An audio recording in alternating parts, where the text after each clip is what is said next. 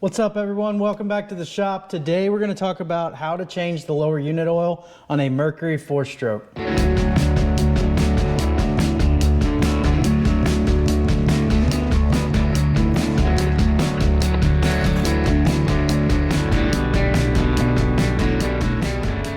So in today's video we're going to talk about how to change the gear lube in this 4-stroke. It's the new ProXS 4-stroke.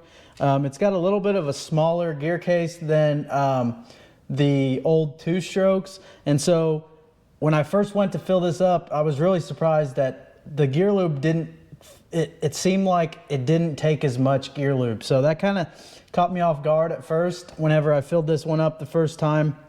But now that I know that it doesn't have as big of a reservoir in there, or whatever you want to call it, it doesn't make me nervous as much. But we're going to break down basically how to take this prop off, how to get to the drain plugs that are behind the prop, and we're going to drain it, and then we're going to put new gear lube in, and we're going to plug it up, put the prop back on, and we will be ready to hit the water. So the first thing we're going to do is we're going to take this prop off, and to do that we're going to use a board, and then I have this torque wrench also.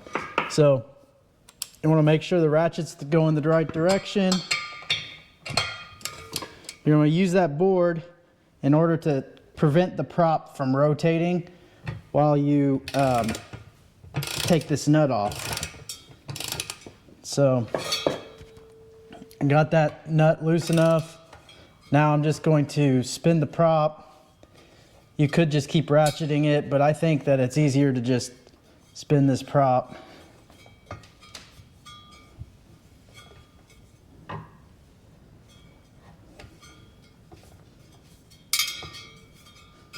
Should be pretty close.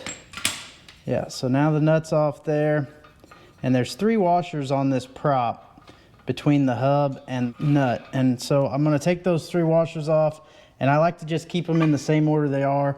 That way I don't have to pay attention to which one goes where. I can just leave it as is, and it's ready to go. And then I just pull that prop off there, pull the hub off of there,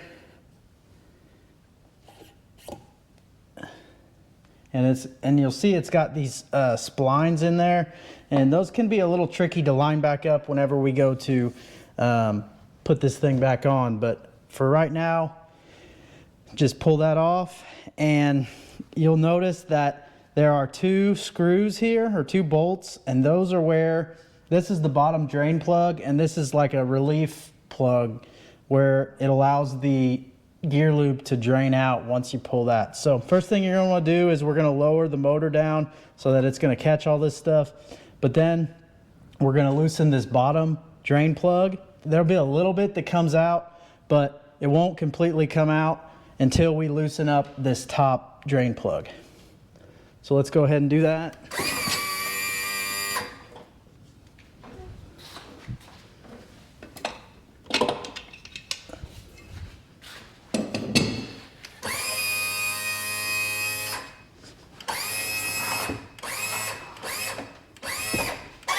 So then I have this big screwdriver. You can also use like a small socket that'll fit around those, but you don't want to strip them out. So I'm going to take this big screwdriver, loosen that bottom bolt,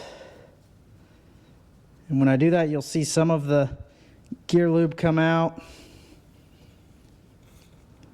And you want to make sure that you don't have any metal shavings or water in your gear lube. So if you have a messed up seal, you can get water in there, and that'll really mess up your gears if you run it for too long with water in it. And also these bolts have little magnets on the end, and so if you see a bunch of metal shavings on those bolts, like on the tip of that bolt, then you know that there's something that is something that's going wrong inside your gear case, and you want to kind of probably get that checked out. I do know that like when you first break in a motor, you will have a little bit of that, so you might not need to freak out right away, but it's something that you definitely want to keep an eye on. Another thing that you want to check is these yellow seals, and a lot of times I'll replace them because they're very cheap, but this is a seal that goes around the bolt. It's just like a gasket, and you want to make sure that that doesn't have any rips or tears in it. That one looks good, so I'm gonna leave that one on there. And you'll notice that I took that drain plug out, but none of the lower unit gear lube came out. So basically it creates a vacuum in there. So once I take this top screw out, it will release it.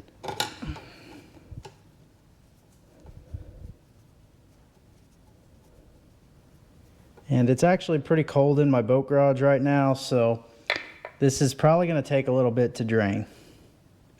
I don't know if the camera can see it or not, but you can see how this kind of has a little rip in it. Not sure if that'll actually show up. But this top has about a 1/4 inch section that's ripped. And so I'm going to replace that one because that one is not going to seal right, and it could potentially allow the water to get into my boat. So I went and I found 2 of these seals. I'm only going to use one because the one looks good, but you're going to want to have the metal looking part. I think it's kind of like a magnet as well. You're going to want to have that metal looking part facing outward. So I'll put that on there and be careful not to rip it. And then as you can see, it's taking forever for my lower unit gear lube to drain, but you can see that it's some of that brown stuff's left over from the last thing I drained in here when I was draining the engine oil. But you'll see that it's very consistent. If I had water in here, you'd see like milky white streaks through here, and that would be no good.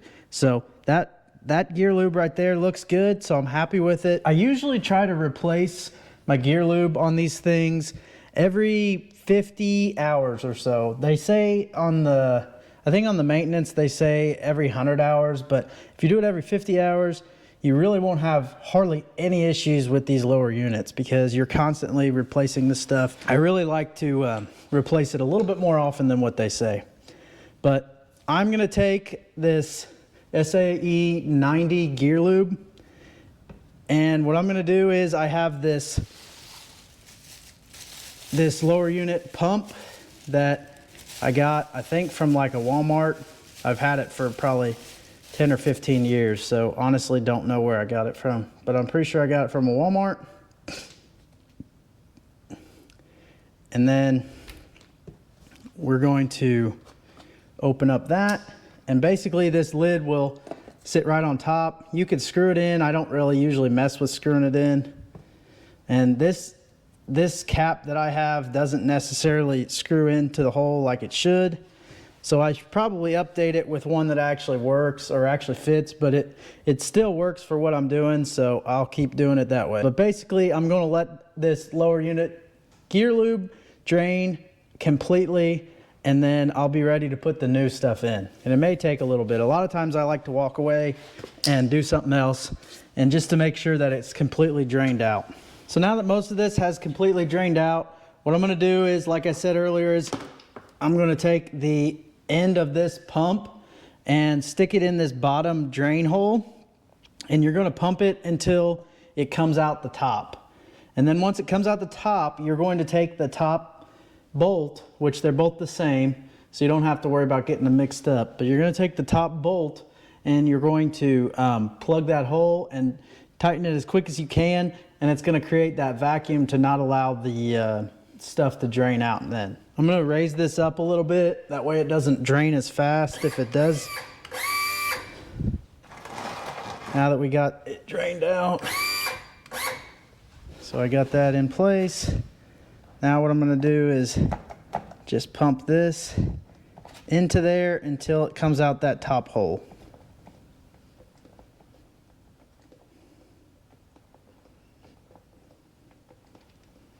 So now that it's coming out the top hole, what we're going to do is we're going to plug it up like I said.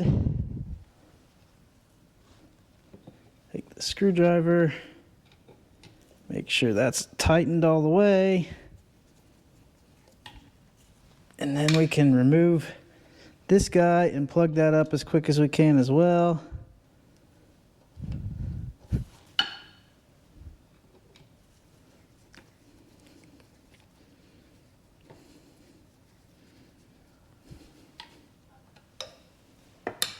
I'm gonna go get some paper towels and a rag and just wipe that up. So I got both of the bolts in there now.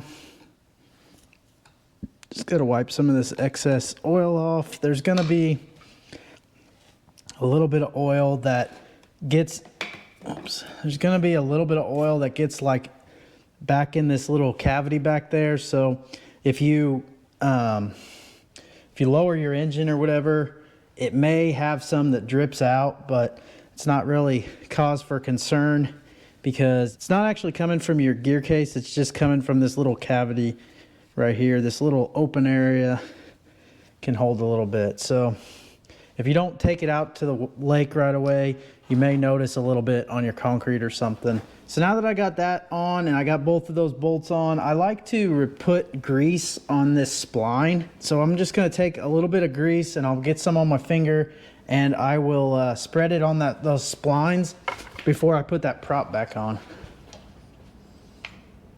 Get a little bit of grease there.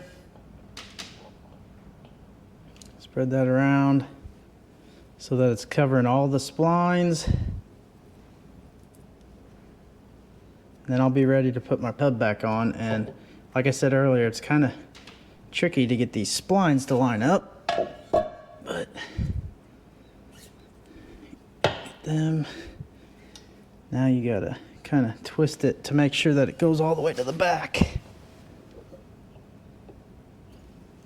There, so keep rotating it until you get the splines on the hub to line up with the splines on the shaft of this motor. Push it all the way back. Grab that prop that you want to put on there. Then you're going to want the washers. 3 washers, 1, 2, 3, and the nut. Make sure you don't cross thread this whenever you go to put it back on. It's kind of being a pain for me right now. There.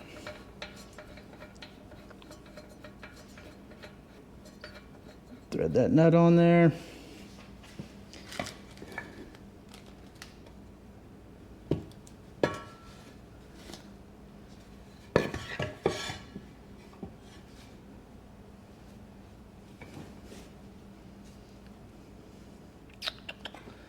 Grab my torque wrench and I'm going to want to switch it directions. Put that board in there and start tightening it up. And I like to torque it to 60 foot-pounds. And it's probably a good idea to check your engine and check the correct torque specs on this before you tighten it down. But I tighten mine to 60 foot-pounds. Yamaha may be different. Some of the other Mercuries may be different.